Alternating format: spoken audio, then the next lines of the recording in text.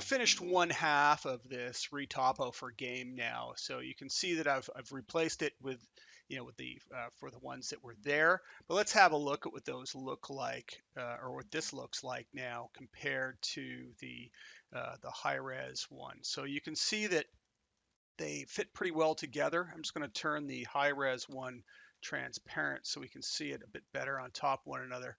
And I'll just go back to standard shading so we're not getting any lighting on it. So you can see there's some areas that need to be addressed that don't fit perfectly. The pocket doesn't fit quite perfectly. When you see it, it's needs a bit more shaping on the other side. There's obviously areas on this front piece here where the petticoat overlaps differently, and it's now, of course, mirrored in the actual, one that I've been working on with symmetry. This sleeve is a little bit different on this side. The collar is a bit different. There's on the back, the form's a little bit different from one side to the other, but it's pretty close. So it's really good just to start, with a mirrored object if it's close, because you do half the amount of work, and you'll get it closer, and skinning will be faster and easier and whatnot. Now I've had to take some liberties here in a few places. It's for game, so you'll see that I'm actually going about creating lots of triangles in places just to get rid of edge loops that don't need to exist. So as it all pulls down tight, these colors pull down. I've just created some triangles here. This side's going to have to be rejigged because it doesn't look like this side of the petticoat. I've done a bit more work around the pockets. I've even included one of the buttons by just taking one of the vertices and using the chamfer on the vertex to create a circle, and then connect out some more edge loops out, or even just edges out. Some of them aren't loops, obviously, because we've got triangles, but they'll be perfectly fine. Same thing coming down. I found that I needed a couple more in the body here, and so when they came down, I just triangled them out on the leg. I think that looks like it'll be pretty good there. I finished off the inside here, and this was a bit of a chore, this one, trying to get all this to come together. But you can see what I've done here up underneath. I've managed to pull it up and then connect it into her butt, and pull it down. And again, I've ended up with a triangle back in there, but that petticoat, that tail hanging off, just kind of vanishes at this point and just becomes an edge again. And we're not going to see that. It isn't like we're looking up the petticoat, okay? I also did what I suggested I was going to do in the previous one, added another edge loop around, pulled the existing one down so it sat underneath the edge of the vest, and it made it look a lot nicer, as it sort of came together there. So I've added an inside. Looks like I've got a little bit of correction to do here because it's pushing out. I still just need to fix that. And I capped off inside of the sleeve. And the reason I did that is if you look at the mesh going in, before you could see in, and you could see the shirt sleeve and everything up inside, and so it was sort of complete before. But now, if you see up the sleeve, you're just going to see up into nothingness, and that won't look right. So in this case, what I've done is I've capped it off, and you just paint that black, essentially matte black on the inside there, so it just looks like it goes to shadow, and you don't notice that there is, it doesn't go anywhere, and you don't have to worry about anything up inside the body causing you, issues or anything as you move forward. Underneath, the collar was a bit of a challenge again, being able to work on some of this and get it to come together. You'll notice I have a couple of triangles that I might try and resolve a little cleaner, but it works fine, trying to get this collar to be shaped out. And again, right about here, as the collar started to come down to the body, then I just connected it straight down. You can see where this polygon here just allows me to have it come straight down and into it now, instead of having it tucked back in, because there's just, again, no need. Once there's a normal map on there and it's all textured up, we can kind of paint it to go into the shadows, and you'd never know. Now, of course, we've got to go around and address some of these issues. I need to fix this issue inside of here. And I also need to make sure that I resolve, the problems of the of the parts that aren't symmetrical and fix some of those.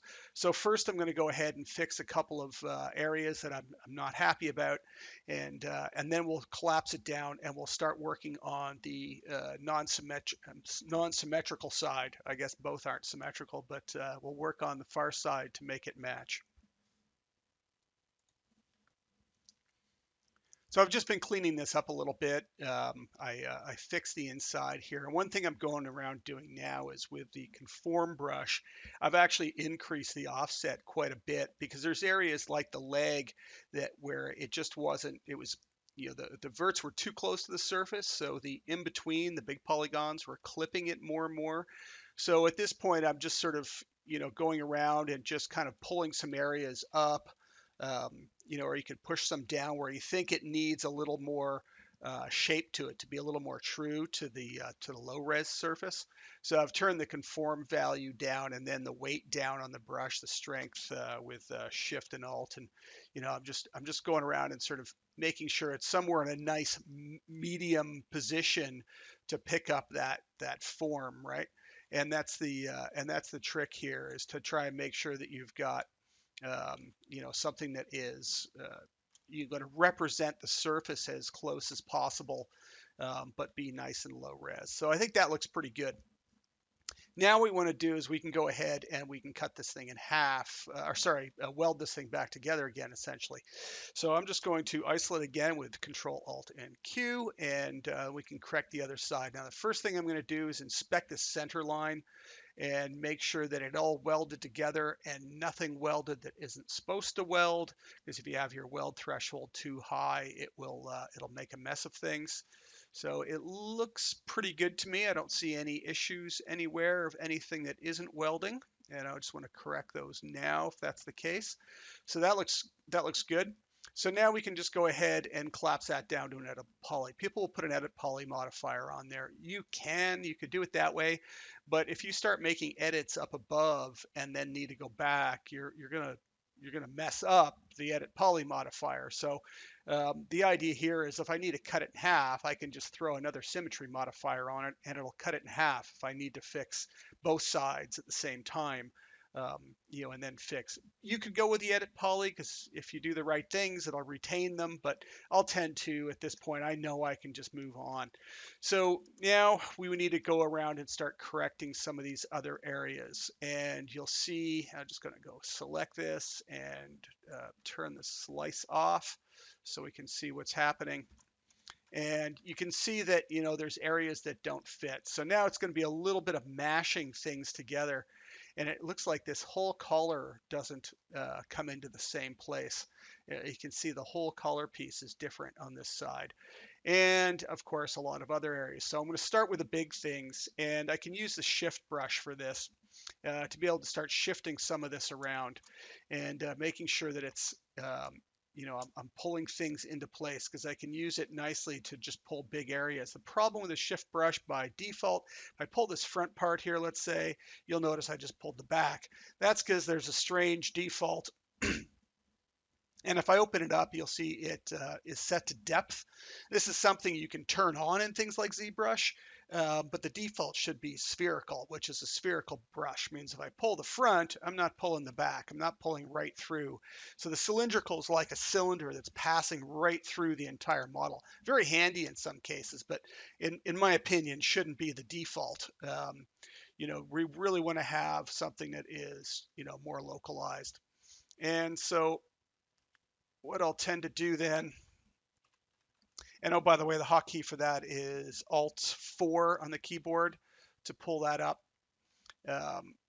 So now I'm going to go around and I'm going to correct some of these areas that are different and get them to sit a little better on the surface. And then I can go about, once I get them closer, I can then use the conform brush to stick them back onto the surface again to make sure it's as accurate as possible.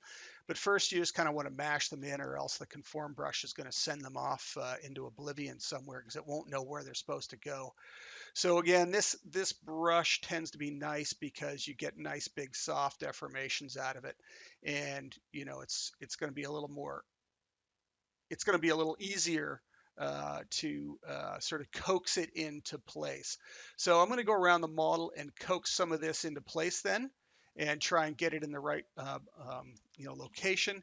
And one of the things I might want to do is make the underlying model see-through so I can see what I'm doing a little bit better. It's one way to work, so you can kind of see through it. And again, that's Alt X to get there. So I'm going to go in and make those corrections now. Okay, so I've been sticking it to the surface and realized I have a problem, and it came up a lot. Now, this is something I usually harp on, and I didn't in this tutorial, and I should have.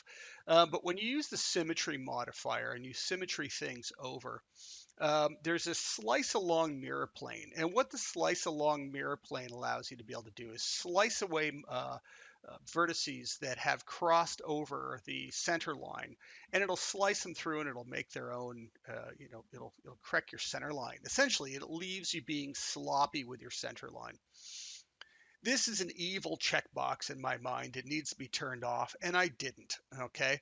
And I'm now paying the price for it. And the reason I'm paying the price for it, if we go and have a look at the model, you can see that there are all of these random vertices sitting out in the middle of nowhere. These are a problem. They cannot be left in the model. They're going to create all kinds of issues because there are triangles here. So if we go and take a look at the triangles that have been created, you can actually see them. So if we go into edit, you can see that there's actually almost, so that's actually a quad, believe it or not, it's generated here. And that just, it makes it like it really shouldn't be there. Like this has become a quad, so this is actually a five-sided poly, and that vertice could then start getting moved around when it's deforming and crisscrossing over these edge loops that are, or the edges that are there, sorry, as the triangles, and it'll start creating really ugly folds and stuff, and they just shouldn't be there. There's just no need for them. There's no good reason for them to exist. So what we've got to do is got to go along, pick them, and hit backspace and get rid of them. And unfortunately, they are all the way around the model. So I'm going to have to go around and correct all of those. So I strongly suggest that you make sure you turn off the slice along mirror plane and do not use it. It is evil and shouldn't be on by default.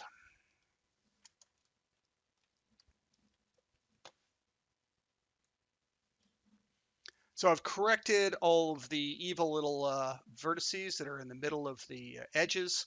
Had to use control backspace a couple times because it was blowing away and making a hole. So if you have that, use the control backspace. So it just removes the vert and leaves the edge alone. And now it's looking a little closer. Now we need to fix this front part because the actual model doesn't have the obviously this on this side. So again, I could even just try and correct some of it with the just by sort of dropping these down to the surface and seeing if I can get it to sort of fit in there a little better. I'm going to have to invert my transparencies probably. Just to see where the edge of this cloth goes, because I've had to move this entire mass over, and it looks like I might need to move it over a bit more. Try and get this edge to fit a little better. Again, brush size hotkeys are shift for this shift for the center, control for the outside, control shift for both. Check your hotkeys, roll your mouse over, it'll tell you what they are anyways. And shift and alt for strength. And generally with this brush, you want it 100% strength or it feels really weird to work with. But that is looking pretty good. Looks like some of these might need to come out a little bit. Yeah, we can address some of those. I also just use the push-pull brush, and its hotkeys are a little bit different. It's shift control for the size, but it is also a shift alt for the weight. And I take the weight down real low, and then I used it just to sort of coax areas out a bit more, so I didn't have to keep messing with the offset. Which is handy. The other one that can be really nice to use is the relax conform, but you got to make sure your offset is 100% or it'll shrink the surface. So a little odd in that case, but it works perfectly well when your offsets your the brush, sorry, here it is. The conform amount is set to 100%, and then you can reduce the weight of it if need be, but it really does need to be turned up. So it can be very handy because it'll relax to the surface and even out some of your polygons at the same time. So that can be really handy for just sort of brushing some of that in. But again, make sure this is 100 and it'll bring it up to the surface correctly. And it'll tend to just ease out some of the, issues you're having. So it looks to me like because this curves down, I'm going to have to do some remodeling here, possibly just to follow this edge a little bit nicer. I could probably leave it like this, but I'm not sure that it's wise. I don't know that it's going to look as good if I just leave it like that, or if I actually try and take this line that comes down here, follow it down and bring it back in here again and up. So I'm going to go ahead and do that so that it fits a little bit better. And then we're going to have to address the buckle a bit as well. It's just going to need some sort of bump in there so that we have something to resemble a buckle in the form of the mesh. So to end this off, this is starting to look quite good. Now I've put this button in. I may even put these buttons in as a bump on it. It's a little easier to deal with them this way. Do we need necessarily the bump for the button? Probably not. But one of the things we're going to want to do is take this belt buckle and define an area. So I'm probably going to want to take these verts here and just spread them out over either side and kind of do what we did for the pockets and whatnot, and just define a lump that's going to stick out here and try and sort of shape it in some way that will make some sense in it. And that's probably best just kind of done again with grabbing the polygons in that area. And it looks like I need to drop that vert down again. There we go. Down below, so it kind of creates this wall here. Now this model, I should actually note while I'm here, this model is going to be a bit of a pain when we this straight edge, we might want to take it in and underneath a little bit, because the normal map is going to have, this is just going to error out completely here. It's going to look like hell. But one of the things I'll do is, if it does, I'll just go in and paint it blue, that mid-tone blue, and hide the fact that I have left it there. And then when you texture it, you darken it, and you texture it, and you make it kind of look like it's bumped, and you can get away with it, if you kind of do it carefully. So again, I'm going to just move this over, probably there and there. Looks pretty good. And then again, grab these polygons. Those will be good. I'm going to do an inset here, just inset these. And to get it started, I'm just going to pull the whole lot out. And then we're going to have to wrap it around the end of this, and just sort of, again, create a bit of a bump here that's going to represent this rise. And hopefully the normal map then brings it out and makes it look correct for us. So we could do a little bit more modeling in here, maybe, just to get that. I think I'm going to extrude a piece out for this, maybe, or something. But if we do something like this, we might be able to get it to look fairly believable that there's a belt buckle there. It's amazing what you can get away with when you produce this stuff. When you produce the normal maps, it can really look believable, and there's nothing there at all. So that's going to look pretty good. I'm just going to extrude maybe a piece out here, and I'll do that just by grabbing an edge loop like this. And again, I'll grab this. And again, in Max 2021, you just need to hold down Shift. You don't have to do anything else to bring out a piece like this. I might want to form that a bit better. So I'm thinking a couple of triangles in here. So just to make it work. You know what? I might even take it down the whole center line if I do that. And maybe back to here and to there, and I'll force this triangle in as well. That might look pretty good, so let's see what that gets us. Again, I'm just going to want to smooth everything.